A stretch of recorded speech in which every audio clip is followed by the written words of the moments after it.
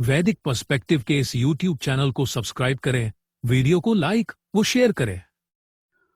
ओम आ no अश्विना त्रिव्रता रथीन अर्वांचम रयिम वहतम सुवीरम शृण्वन्ता वाम अवसे जो हवीमि वृधे चा नो भवतम वाजसातौ।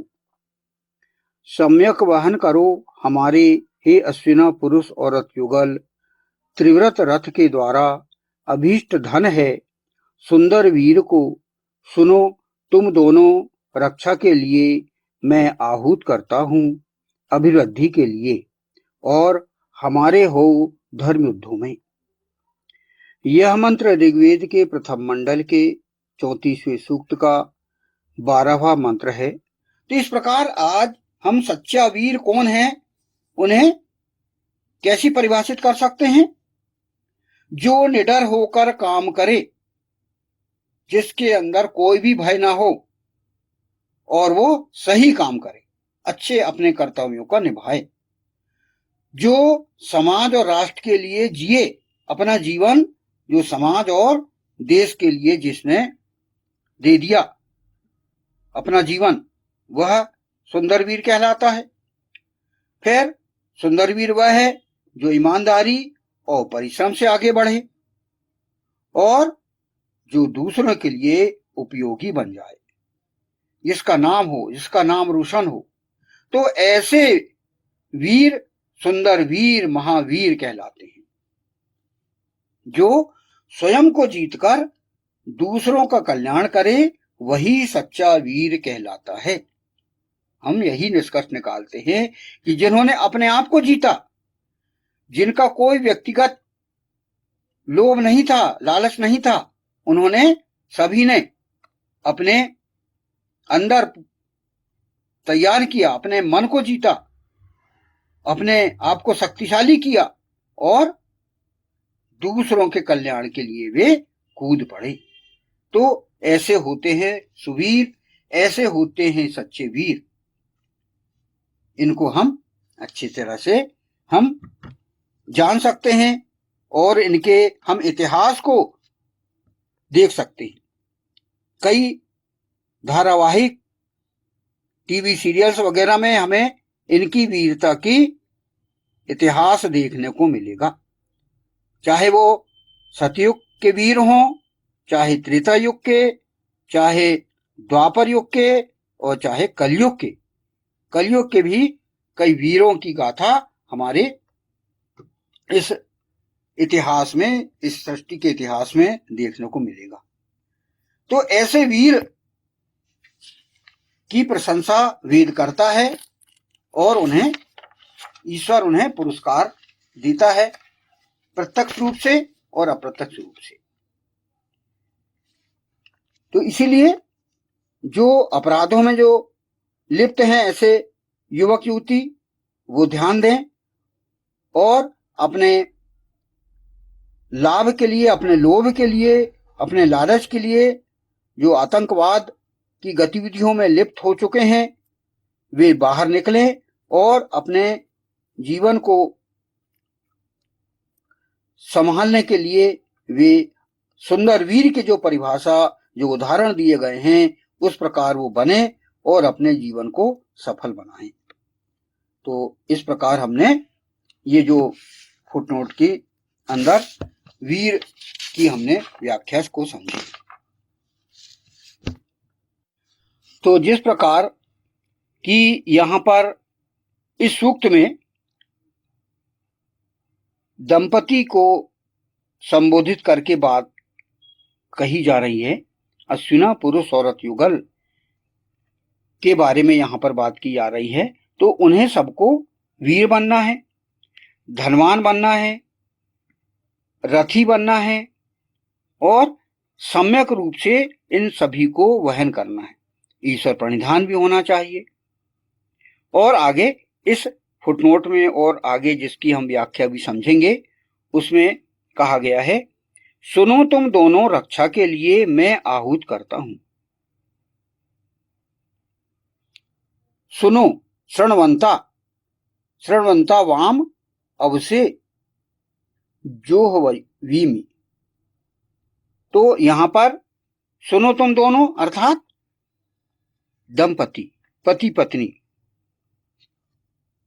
ये जो है ईश्वर उनकी रक्षा के लिए आह्वान कर रहा है कि वो सबसे पहले अपनी ये विशेषताएं ऊपर बताई गई हैं वह अपने ऊपर लागू करे, और वह इस प्रकार तभी तो ईश्वर रक्षा करेगा उनकी। सबसे पहले वह सम्यक रूपेण वहन करे ईश्वर को, फिर अपने शरीर को रथ बना ले, फिर अभीष्ट धन पैदा करे। धन मतलब पैसा ढीला अकेला नहीं, आध्यात्मिक शक्ति, मानसिक शक्ति और भौतिक शक्ति, इन सभी को धन कहा है ईश्वर ने। फिर वो सुंदर वीर बन जाए, तभी वो ईश्वर उनकी रक्षा करेगा, ईश्वर उन्हें आहूत करता है। तो इसमें आगे इसी की व्याख्या की गई कि ईशान परम परमात्मा अर्थात ईश्वर ऐसे सुंदर वीर स्त्री पुरुषों की रक्षा के लिए आहूत करता है। ईश्वर उन्हें आहूत कर रहा है, बुला रहा है, आह्वान कर रहा है। उनकी वीरता का वह सदुपयोग जनहित में, विश्व हित में किया जाना, कमजोर और बच्चों एवं औरत वर्ग की, वृद्धों की रक्षा होनी आवश्यक है। इस रक्षा के लिए ही उन्हें ईश्वर ने वीरता प्रदान की है। निर्बलों, निरीहों, बच्चों, औरतों की रक्षा करना ही सुंदर वीर होना है। ये यहां पर ईश्वर उन्हें आह्वान कर रहा है कि सबसे पहले वो अपनी योग्यता हासिल करे, जो योग्यताएं वो बताई गई हैं वो तैयार हो जाए, और तभी ईश्वर उन्हें रक्षा करेगा। और फिर वो किस प्रकार सुंदर वीर बने, किस प्रकार धनवान बने, ईश्वर प्रणिधान करें, तो वो ईश्वर उन पर अनुग्रह सदा करते रहेगा। इसका अगला फुटनोट है अभिवृद्धि के लिए वृद्धि। वृद्धि तो क्या कहा गया आगे? अभिवृद्धि होनी चाहिए।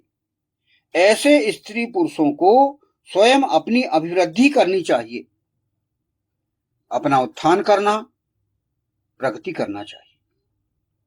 यानी हम अपनी प्रोग्रेस जारी रखें, हमें हमारा जीवन पतंगस्त नहीं होना चाहिए, बल्कि उत्थान हमारा होना चाहिए। उत्क्रामातः पुरुषमाव पंथा, तो व्यक्ति अपने आगे बढ़ने की पूरी प्लानिंग करे और उसको कार्य रूप में परिणित करे। व्यक्ति को पतनग्रस्त नहीं होना है, बल्कि उत्थान की ओर बढ़ना है। साथ ही साथ समाज, राष्ट्र, विश्व को भी समृद्ध और सफल तथा प्रगतिशील बनाना चाहिए। इस हेतु वीरता पूर्वक अपना योगदान देना चाहिए। तो जिस प्रकार वीरता पूर्वक अर्थात वीर कैसे हों, कैसे बने, ये हमने पूर्व फुटनोट में हमने वीरता का हमने समझा। तो हमें इस प्रकार वीर बनना है।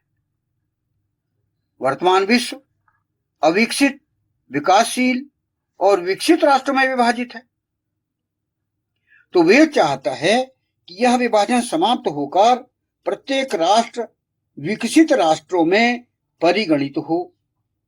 यह अभिवृद्धि सबके सम्मिलित और सामूहिक प्रयासों से संभव है।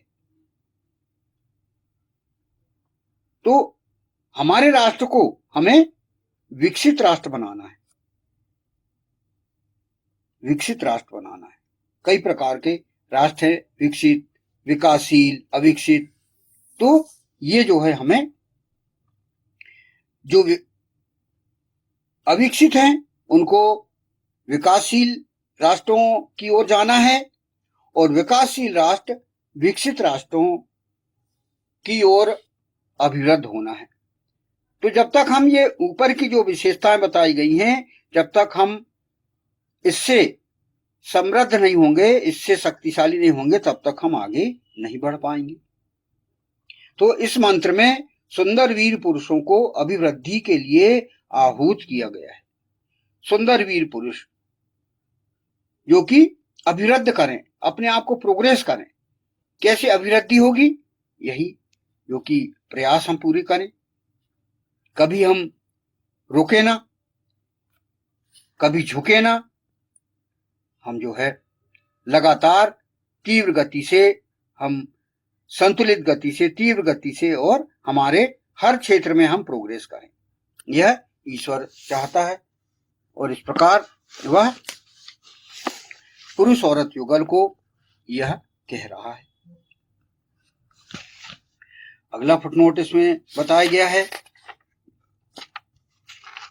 अभिवृद्धि के लिए और हमारे हो धर्म युद्धों में।